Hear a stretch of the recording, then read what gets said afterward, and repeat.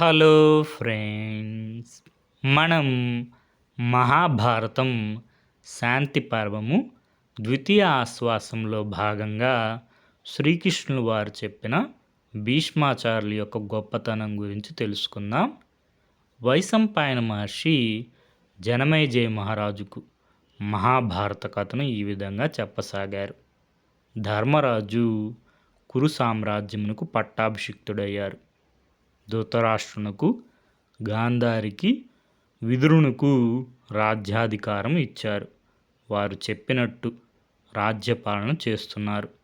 భర్తలను పోగొట్టుకున్న భార్యలను ఉచిత రీతిన కరుణతో వారి యోగక్షేమాలను చూస్తున్నారు. కృపాచార్యుడు, యుత్సుడు, సంజయులకు గౌరవమంత్రులు పదవులు ఇచ్చి గౌరవించారు. తల్లి కుంతీదేవికి శుశ్రూష చేస్తున్నారు. ద్రౌపదిని సౌమనస్యంతో ఆదరిస్తున్నారు. ధౌమ్యునకు సకల సంపదలు ఇచ్చి గౌరవించారు. ఆయన ఆధ్వర్యంలో దేవ పితృపూజలు, అతిథి తర్పణములు, విప్రార్చనలు చేస్తున్నారు. దీనులను, అనాథలను పోషిస్తున్నారు. పై పనులన్నీ నిర్వహిస్తూ అమితానందం పొందుతున్నారు. శ్రీకృష్ణుని దైవం మాదిరి ఆదరిస్తున్నారు. సమస్త పౌరుల, జానపదుల మనస్సులకు ఆనందం కలగజేస్తున్నారు. ఒకనాడు ధర్మరాజు శ్రీకృష్ణ మందిరమునకు వెళ్ళారు. కృష్ణునికి చేతులు జోడించి నమస్కరించారు. కృష్ణ, రాత్రి సుఖంగా నిద్ర పట్టిందా? నీ మనస్సుకు ప్రసన్నంగా ఉంది కదా? నీవు చూపిన ధర్మ మార్గమును పయనించి నేను ఈ రాజ్యాధికారమును పొందగలిగాను అని అన్నారు. దానికి శ్రీకృష్ణుల వారు మాట్లాడలేదు. ధ్యానంలో నిమగ్నుడై ఉన్నారు. ధ్యాన ముద్రలో ఉన్న శ్రీకృష్ణును చూచి ధర్మరాజు ఇలా అన్నారు. కృష్ణ, నిశ్చల మనస్సుతో ధ్యానంలో ఉన్నావు. క్షరుడువు, అక్షరుడువు నీవే కదా. కర్తవు, వికర్తవు నీవే కదా. ఈ సృష్టికి ఆది అంతము నీవే కదా.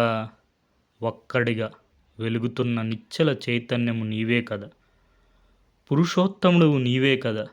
నీవు ఎవరి గురించి ధ్యానం చేస్తున్నావు? దీనికి కారణమేమి అని అడిగారు. అప్పుడు శ్రీకృష్ణుడు ధ్యానం ముగించి నవ్వు మొహంతో ధర్మరాజును చూచి ఇలా అన్నారు.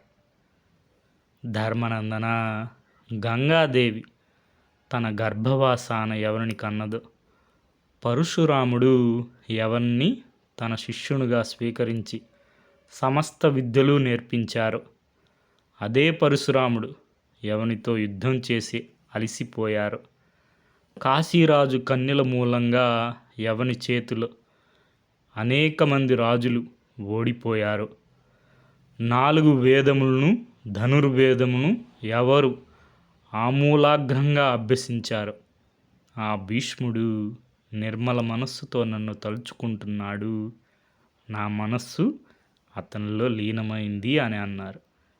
అప్పుడు ధర్మరాజు ఇలా అన్నారు. కృష్ణ, భీష్ముని ప్రతిభా విశేషాల గురించి ఇదివరకు విని ఉన్నాను. ఇప్పుడు నీవు చెప్పావు. కృష్ణ, నాకు మా తాత భీష్ముని చూడవలనని కుతూహలంగా ఉన్నది. నీతో పాటు నన్ను చూస్తే ఆయన ఎంతో ఆనందిస్తారు అని అన్నారు. వెంటనే శ్రీకృష్ణుడు రథం సిద్ధం చేయమని కోరారు. దారుకుడు రథం సిద్ధం చేశారు.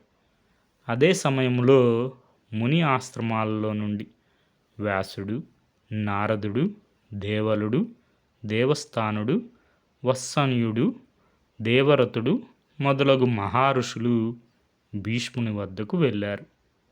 ఆ సమయంలో భీష్మాచార్యులు వారు శ్రీకృష్ణుని మనస్సులో నిలుపుకొని ప్రార్థిస్తూ ఉన్నారు. దీనికి మూలం మహాభారతం. తెలుగు అనుసరణ కవిత్రయం పాదరేణువు మొదలి వెంకట సుబ్రహ్మణ్యం గారు.